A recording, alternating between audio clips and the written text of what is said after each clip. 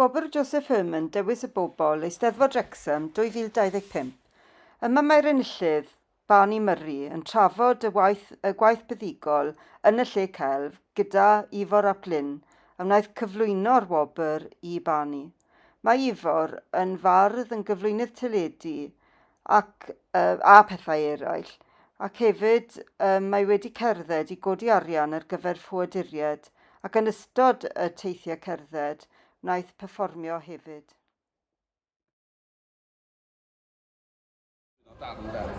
So, fel ydw dwi'n sair maen a dwi'n bildio waliau cerrig sych. Dyna beth dwi'n gwneud pob dydd ynde. Ac o'n i'n gweithio, dyma beth sy'n ysbrydoli darn, o'n i'n gweithio yn Dyffryn Clwyd lle dwi'n byw ynde. O'n i'n gweithio i ffarmwr, o'n nhw'n troi hen capel mewn i tŷ gwyliau.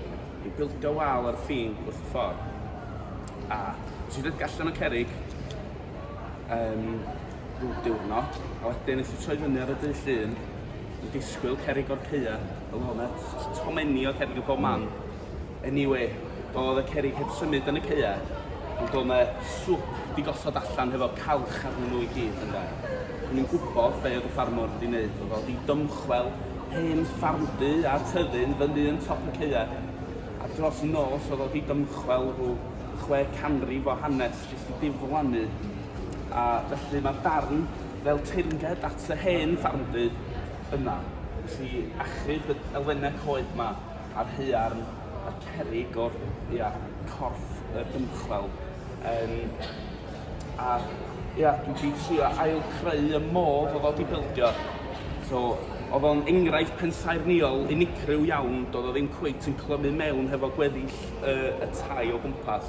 Ynta oedd o'n hyn neu oedd wedi bildio gan pobl o rŵ arall yn de, pwy a wyth. Da ni'n gwybod, ond so dyna beth i darn. A be dwi'n licio mwy na'n byd di'r cen ma i gyd yn de. Da chi'n methu ail-creu y patryma na peintio hynna de. Maen nhw'n cymryd degawdau neu canrifoedd i datblygu yn de. So mae yna hanes iddo fo, jyst fel cerrig yn de. Wrth gwrs. Beth sy'n digwydd efo'r wsos yma? Wel, dwi'n siŵr sa bod rhywun yn brynu ond den, eithaf ffeindio ffordd i nôl. O'n i'n meddwl amdano fo, dwi eisiau rhoi y cerrig yn nôl lle oedden nhw. Ia, mi nai, sa bod o'n mynd i rwla ynddo. Na i rhoi y cerrig yn nôl, a na i jyst, gadael iddo fo. Herwydd o fanna ma'n wedi dod yn reiddiol, so na i jyst... Ar unig gyfarfod y ffarmwr a'i wraig bore yma. Hyw a Jane, ia.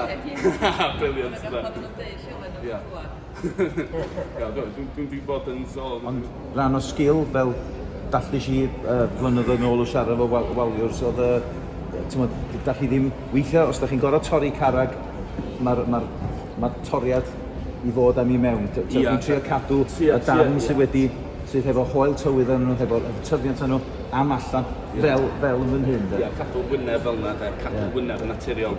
Ond hefyd dwi'n lwcus o'r cerrig yma, maen nhw, bod hon, oedd yr installation oedd o mewn oriel yn Sair yn Sesta o blaen. So dwi wedi ail-bildio fo, ond dydi o ddim yn edrych yn y fath ynde. Dwi wedi cadw gymaint o bosib, dwi wedi cadw y pethau coed yn yr un llefydd a'r hen carreg mawr yn y canol. Hwnna, tebyg i'r hen building yma, doedd y hen building, doedd o ddim yn dilyn y rheola, de. Doedd o ddim yn technegol cywir, ond o falle rhyw ffarmwr sydd wedi bildio fo, de. So, asa carreg enfawr fel yna, angen bod yn y gwylod, fel sylfaen, de. Ond, so mae di mynd yn ôl mewn, do'n union fel oedd o, de. Mae'n bach o newid, ond dyna beth i wal cerrig. Sa neb yn gallu ail-creu, y waliwr arall byth yn gallu ail-creu y wal union i'r fath, ynddo. Pawb efo fel llaw ysgrifen, ynddo. I pob waliwr, y waliwr nhw.